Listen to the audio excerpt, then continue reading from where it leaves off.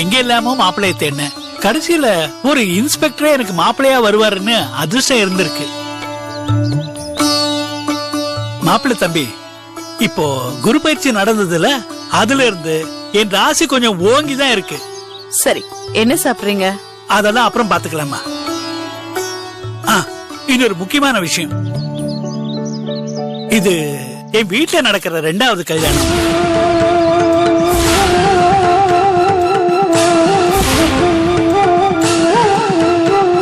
என்ன அப்படி பாக்குறீங்க? ஓ, இப்ப பையன் கல்யாணம் நடந்தது அது கணக்குல சேர்க்கல என்ன? அது ஒரு கல்யாணமா? இப்ப அந்த பேச்சு எதுக்கு?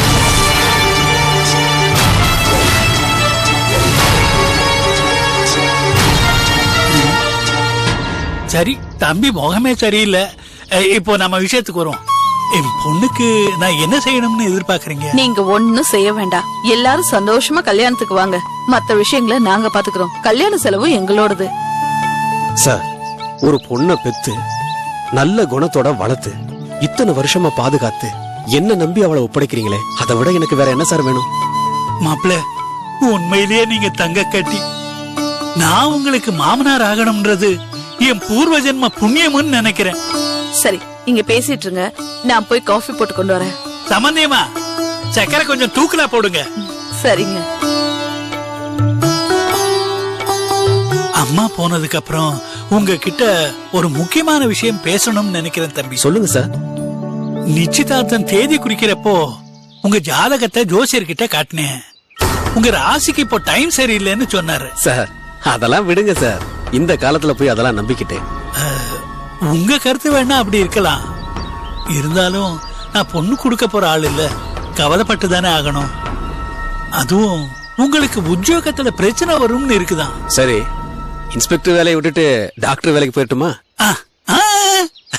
தம்பிக்கு எல்லாமே விளையாட்டு தான். அதனால நான் சொன்னதை கொஞ்சம் கேட்டுக்கங்களேன். இந்த அரசியல்வாதிங்க பெரிய ஆபீசருங்க கிட்ட எல்லாம் கொஞ்சம் பார்த்து பழகுங்களேன். சரி, கண்டிப்பா சார். நீங்க சொல்றத நான் கேக்குறேன். போதுமா? இப்பதான் எனக்கு நிம்மதியா இருக்கு.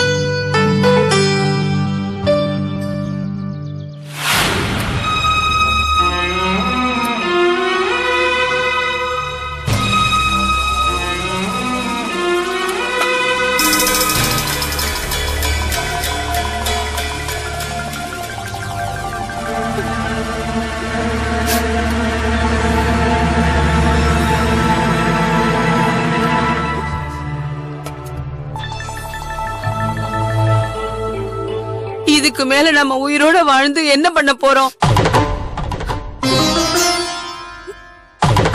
நம்ம பொண்ணோட வாழ்க்கைய வீணா போச்சு. அவளுக்கு தாலி கட்டினவனே அவளை ஏத்துக்கல. இனிமே அவளை யார் கையில பிடிச்சு கொடுக்க முடியும்? வாழ்க்கை பூரா கண்ணீரும் கம்பளையுமா இருக்கிறத விட ஒரேடியா குடும்பத்தோட போய் சேர்ந்துருவோம்.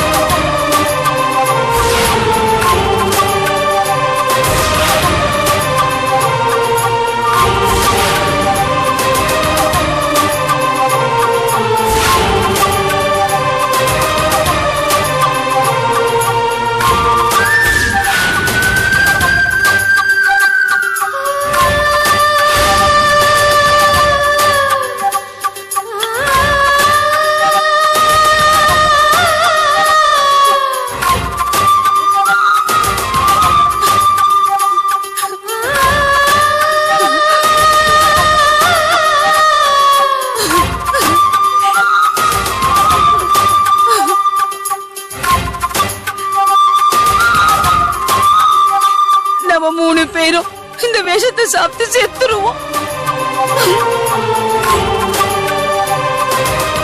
இனிமே நமக்கு எந்த கஷ்டமும் இருக்காது.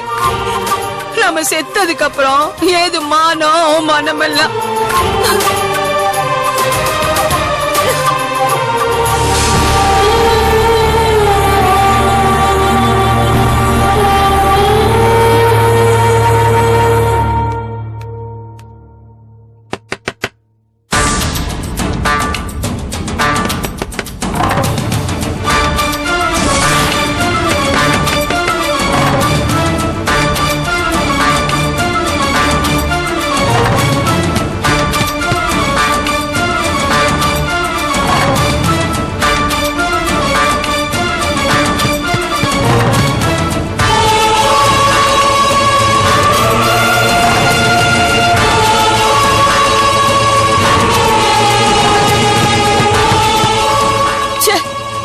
நிம்மதியா சாக கூட விட மாட்டேங்கிறாங்களே.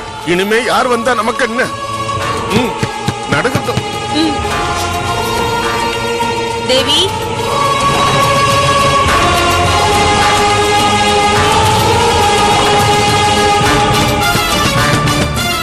தேவி, என்னங்க கல்யாணி வந்திருக்கா போல இருக்கு. அவளுக்கு எப்படி இந்த வழி தெரியும்? தெரியலையேங்க.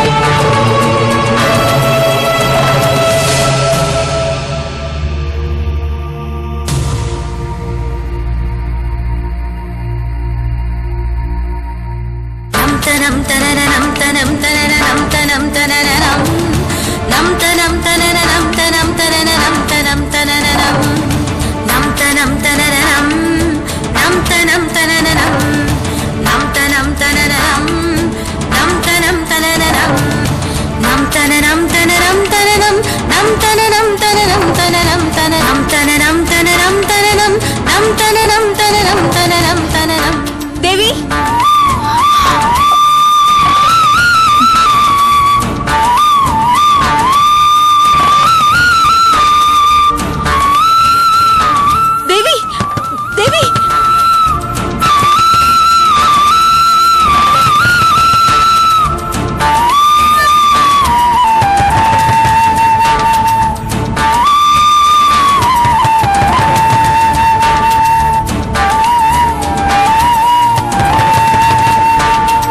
தேவி, தேவி, வேணா தேவி, கதவு திற தேவி. அம்மா, கதவு திறங்கம்மா. தேவி, தேவி, கதவு திற தேவி. தேவி, எடுத்து சாப்பிடு. சாப்பிடுமா. விடு. ஏண்டி அவளை தடுக்கிற? வேண்டாங்க. தேவி, தேவி, கதவு திற. அரைகுறையா சாப்பிடுவோம். அதுக்குள்ள கல்யாணி கதவை உடைச்சிட்டு உள்ள வந்துருவாங்க. நாம எல்லாரும் குத்து உயிரும் கொலை உயிருமா கிடப்போம். நம்மளெல்லாம் ஆஸ்பத்திரி தூக்கி போய் போட்டுருவாங்க. அப்புறம் நம்ம 3 பேரோட போட்டோவும் பேப்பர்ல வரும். இந்த அவமானம் வேற வேணுமா? இது வரைக்கும் நம்ம பட்ட அவமானம் போறாதா? அம்மா, அம்மா, கொஞ்சம் கதவை திறங்கம்மா. அம்மா, தேவி, கதவு திற தேவி.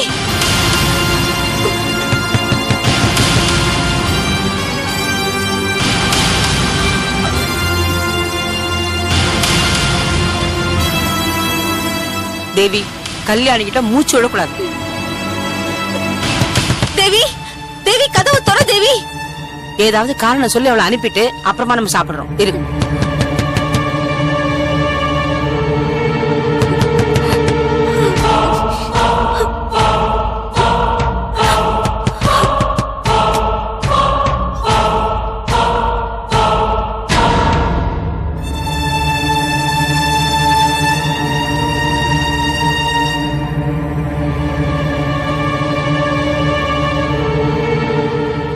தேவி, என்ன காரியம் பண்ண பார்த்த? என்னடி சாப்பிட்ட?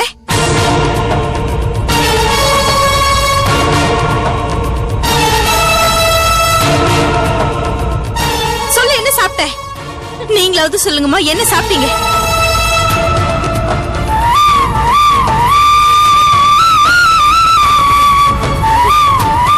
அப்பா, நீங்களாவது சொல்லுங்களேன். இல்ல கல்யாணி, நாங்க ஒன்னும் சாப்பிடல, ஒன்னும் நடக்கல. நீ ஏன் சந்தேகப்படுற? போய் சொல்லாதீங்க. நான் கதவு சந்தல பார்த்தேன்.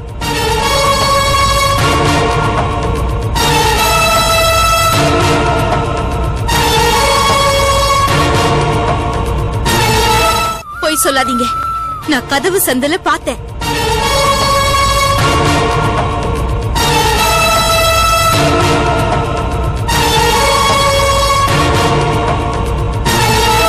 விஷயத்தை நீங்க சாப்பாட்டுல கலந்தது நான் பார்த்தேன். நீங்களே இப்படி ஒரு காரியத்தை பண்ணலாமா?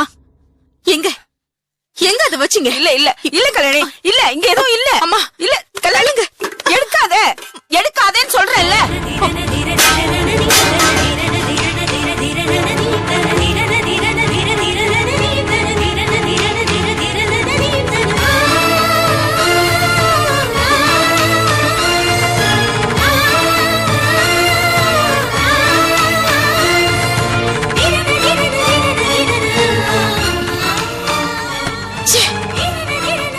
பெரியவங்க நீங்களே இப்படி செய்யலாமா? ஒரு உயிரோட மதிப்பு என்னன்னு உங்களுக்கு தெரியுமா? பிரச்சனை எல்லாத்துக்குமே சாவதா முடிவுன்னா யாருமே இந்த உலகத்துல உயிரோட இருக்க மாட்டாங்க.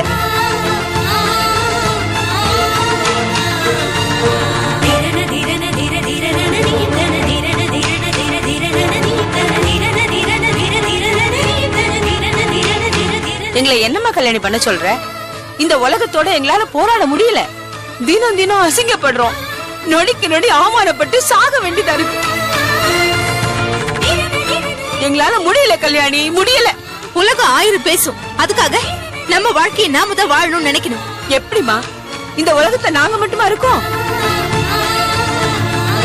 கல்யாணி, எங்களால ரோட்ல இறங்கி நடக்க முடியலமா. மளிகை கடைக்காரன் கூட உன் பொண்ண கடைக்கு வேலைக்கு அனுப்புறியான்னு கேக்குறான். எங்க ஹவுஸ் ஓனர் கூட வாடகை கேட்கணும்னா எங்களை விட்டுட்டு என் பொண்ணு கிட்ட தாமா வந்து கேக்குறாரு.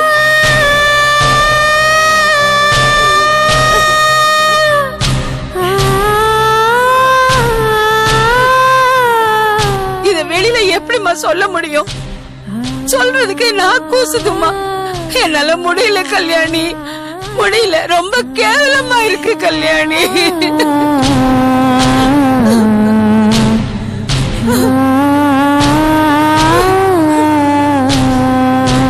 நாங்க யாருன்னு அடிக்க முடியும்? இல்ல யார்கிட்ட சண்டை போட முடியும்? நீ தாண்டி இதுக்கெல்லாம் காரணம்னு என் பொண்ணு அடிக்க முடியுமா?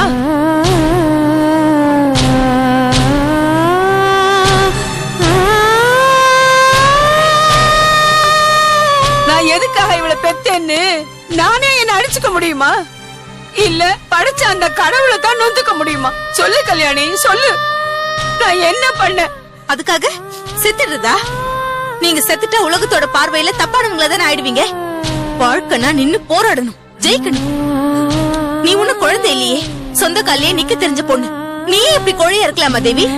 நான் என்ன தப்பு செஞ்ச கல்யாணி? எனக்கு ஏன் இந்த தண்டனை? அவ செஞ்ச தப்புக்கு நான் தண்டனை அனுபவிக்கணுமா?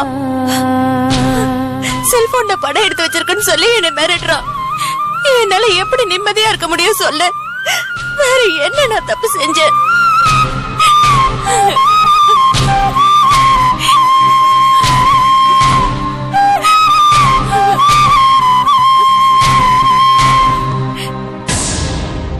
எனக்கு தாலி கட்டணும் ஓடி போயிட்டான். இப்ப என்னமோ வந்து 10 வருஷம் குடும்பம் நடத்துற மாதிரி டைவர்ஸ் பேப்பர்ல கையெழுத்து போடு, தாலியை கழட்டி கொடுன்னு கேக்குறான். அதுக்கு நீ என்ன சொன்ன?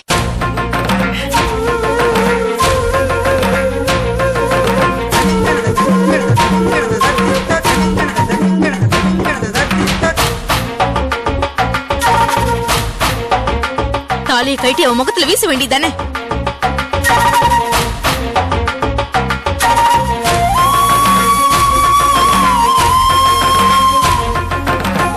தன்னை நம்பி வந்த பொண்ண மனமேடையில விட்டுட்டு போனவெல்லாம் ஒரு ஆம்பளையா?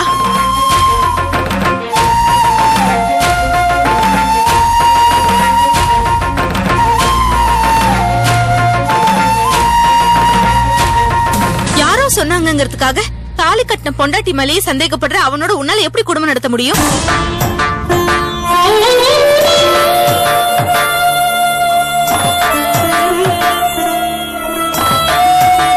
அப்படிப்பட்ட அல்பமான ஆம்பளை கட்டின தாலியை இன்னும் உன் கழுத்துல சுமந்துட்டு இருக்கியே, அதுதான் உனக்கு அவமானம்.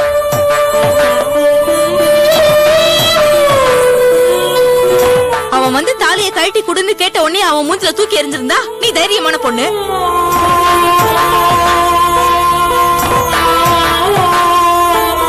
தேவி, உன் மனசுக்கு தெரியும் நீ சுத்தமானவன்னு. அப்புறம் எதுக்கு நீ சாகணும்?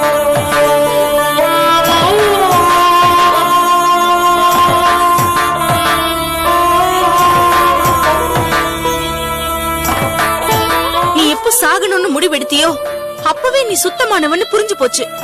சாகறதுக்கு இருக்கிற தைரியத்தை வச்சு நீ வாழலாமே.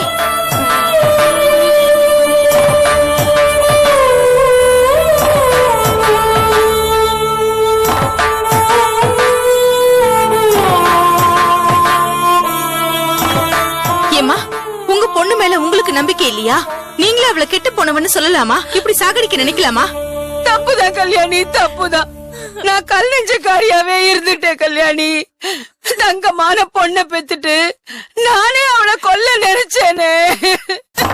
தேவி, நீ சாக கூடாதுமா, சாக கூடாது. நீ வாழணும், நீ வாழணுமா. என்னங்க கல்யாணி சொல்ற மாதிரி நம்ம பொண்ணு வாழணுங்க, வாழணும்.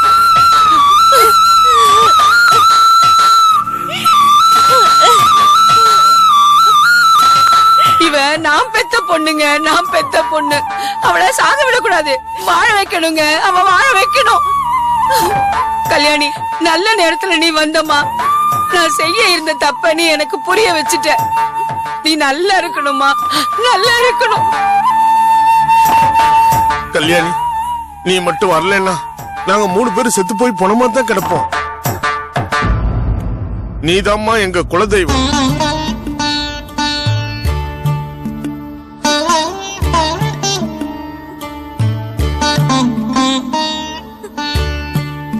அப்பா, ஏன்பா இப்படி எல்லாம் பேசுறீங்க?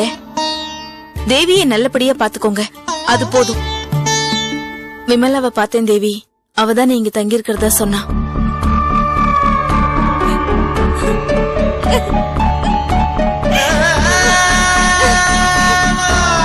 ஒண்ணும் இல்ல தேவி, அழாத.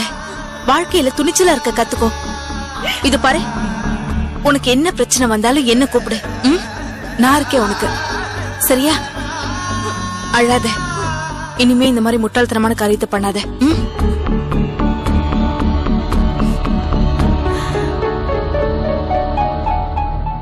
வாழ நினைத்தால் உன்